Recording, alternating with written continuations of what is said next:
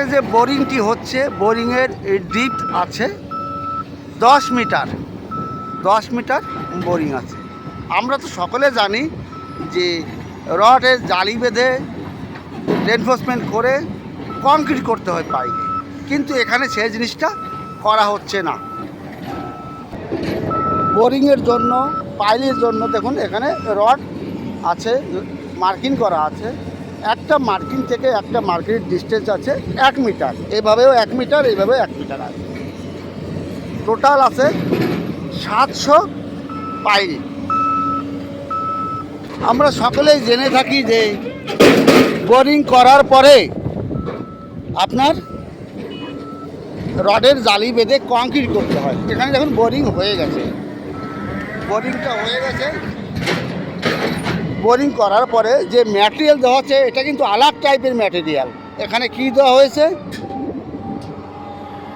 আপনার 50%, 50% আছে এই পাথরটা, আর আছে 35% আছে আপনার 20 mm আর 10 mm এগ্রিগেট পাথরটা। এরপরে বালি আছে 7.5% আর চুন আছে 7.5%। এটা মিক্স করে এই বোরিংয়ের ভিতর ভরা হয়েছে। পাইলের যে এক্সকাভেশন হয়েছে বোরিংয়ে এটা ভরা হয়েছে।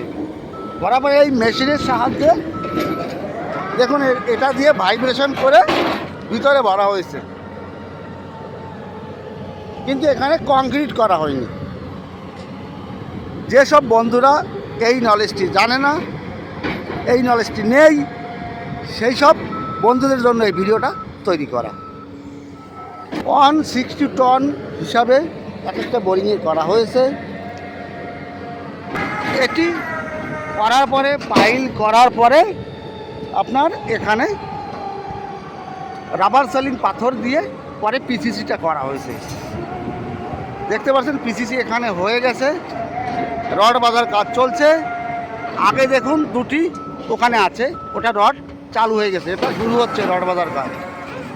এখানে ফাউন্ডেশন হবে, সাইলও আসবে।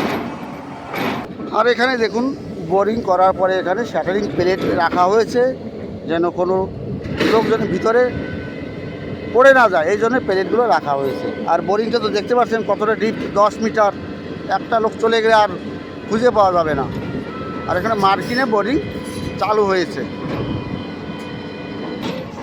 পিসিসির কাজ সম্পূর্ণ হওয়ার পরে আরসিসি মানে রডের কাজ শুরু হয়েছে, রেনফোর্সমেন্ট ওয়ার্ক শুরু হয়ে গেছে। দেখুন সব জিনিস কিন্তু ড্রয়িংয়ে লেখা থাকে না।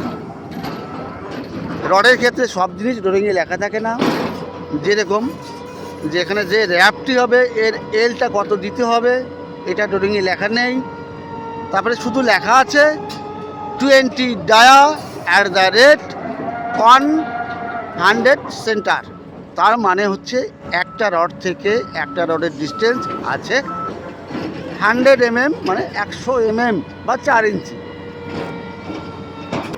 এখানে দেখুন লাইন দড়ি লাগিয়ে মেজারমেন্ট টেপের সাহায্যে স্পেসিংয়ের মাপ, 100 mm এর মাপ স্পেসিংয়ের মার্কিং করা হচ্ছে। এই মার্কিংয়ের উপরেই কিন্তু রডটা রাখা হবে। এটা হচ্ছে রেডিয়াস ফাউন্ডেশন, গোলাই টাইপের ফাউন্ডেশন, গোলাকৃতি ফাউন্ডেশন। স্ল্যাবের ক্ষেত্রে, ফ্লোরের ক্ষেত্রে কিন্তু প্রথমে শর্ট স্প্যানটা দিতে হয়। শর্ট স্প্যান কোনটা? স্ল্যাব থাকে স্কোয়ার টাইপের থাকে, যে এরিয়া ছোটো সেই এরিয়ার রডটা আগে দিতে হয়। এগুলো কিন্তু ড্রয়িংয়ে লেখা থাকে না। আর কি, আর রডের জয়েন্ট বা ল্যাপিং এটাও ড্রয়িংয়ে লেখা থাকে না, কতটা লম্বা দিতে হয়। এটা দিতে হয়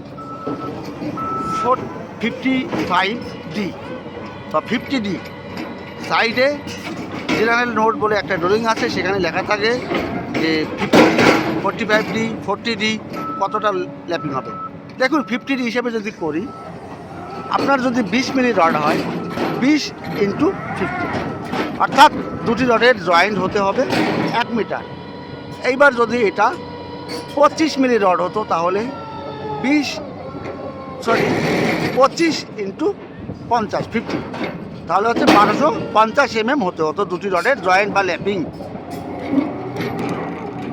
বিশেষ করে এই রেডিয়াস সার্কেল ফাউন্ডেশনের ক্ষেত্রে আপনার শর্ট স্পেন লং স্পেন এটা দেখা প্রয়োজন নেই, দেখার কোনো প্রয়োজন নেই। আপনি যে রডটা আগে দেবেন পিছিয়ে দেবেন চলবে এটা। কিন্তু স্ল্যাবের ক্ষেত্রে, বিমের ক্ষেত্রে অথবা ফ্লোরের ক্ষেত্রে শর্ট স্পেনটা আপনার আগে দিতে হবে, তারপরে দিতে হবে তার লং স্পেন।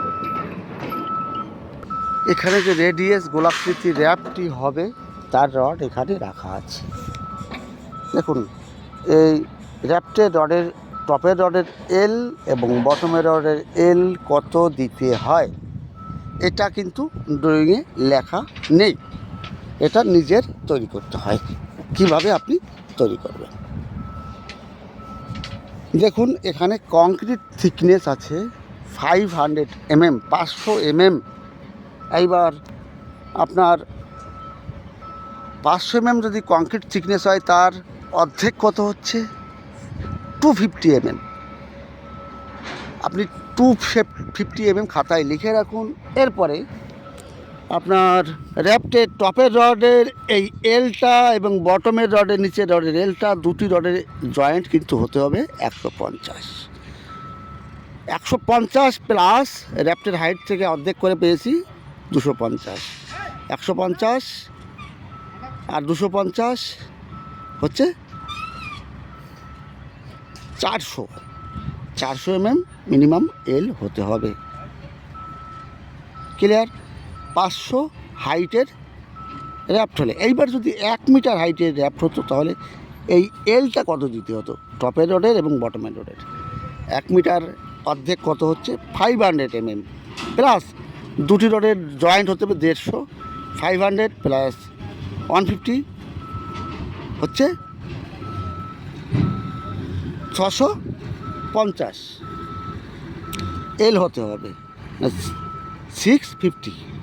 650 লম্বা লেন্থ হতে হবে যদি 1 মিটার হাইটের থিকনেসের র্যাপ্ট হয়। বন্ধুরা সকলে সঙ্গে থাকুন, অবশ্যই নতুন সাইডের নলেজ পাবেন। এখানে বিভিন্ন ধরনের কাজ চলছে, চ্যানেলটি সাবস্ক্রাইব করে সঙ্গে থাকুন, অবশ্যই আপনার এটি কাজে লাগবে। ভালো থাকুন সকলে, সুস্থ থাকুন, আবার আসবো নতুন টপিক নিয়ে। All the best.